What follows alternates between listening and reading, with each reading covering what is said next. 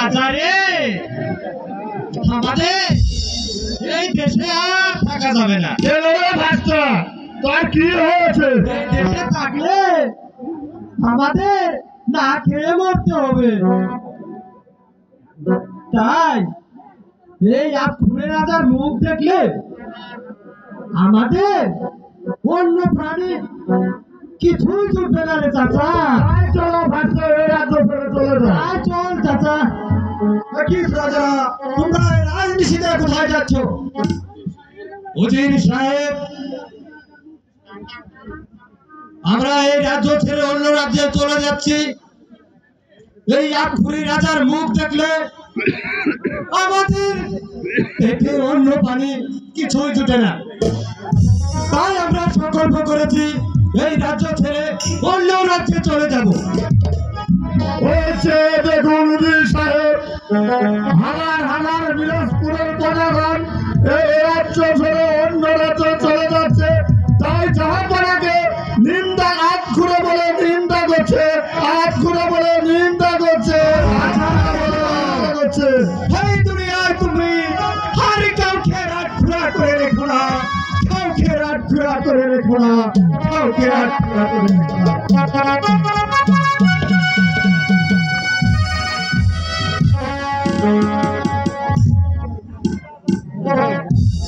আমার এই শান্তিময় রাজ্যে কেন যেন অশান্তির আগুন ধাঁধাও করে চলে উঠছে। এর কারণ আমি কিছুই বুঝে উঠতে পারছি না। আমার মনে হয় এর কারণ উজির সাহেব জানে। এই কে আছিস? উজির সাহেব, আমি শুনতে পেলাম রাজারা আমার বিরুদ্ধে ষড়যন্ত্র করছে, এবং কেন ষড়যন্ত্র করেছে তা কি আপনি বলতে পারেন?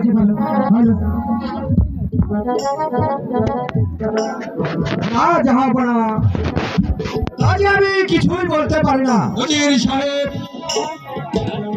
আর প্রজারা আপনার বিরুদ্ধে ষড়যন্ত্র করবে বা কেন? উজির, আমার নিকট কোনো কিছু গোপন রেখো না, বলো। বলতে যে আমার সাহস হচ্ছে না জাহাপনা। ভয়ে বলো। কি বলবো জাহাপনা, আপনার ছেলে মেয়ে আর খোদা তারা আপনাকে রাত ঘুরা করে রেখেছে। তাই তাই ওই হাজার প্রজা বলছে, শুধু প্রজা কেন আমিও বলছি, আপনার এই মুখ শুনে আমাদের মুখে যে এক মুঠো অন্ন উঠে না।